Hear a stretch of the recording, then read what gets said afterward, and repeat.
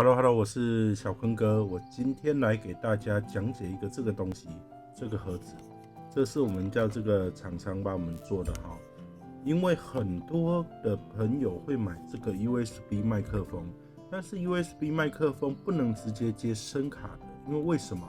因为它的电压差太大了，就不小心就把声卡的这个放大镜片烧掉了哈。因为它是 USB 麦是耳机讯号输出，也就是 Light Level 的，但是我们的这个一般设备接的是麦讯号，两个相差倍数非常的多哈。如果直接插很多，这个同行朋友都是错误的观念哈，声卡烧掉反正是客人的事哈。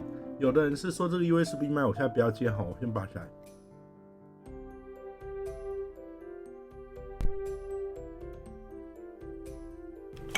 直接这样给它接进来，有没有？直接声卡都炸了，电压太高，这样子能直播吗？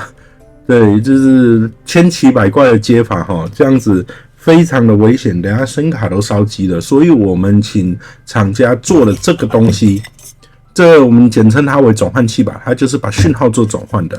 来，我现在就把它接回来给你们听听看。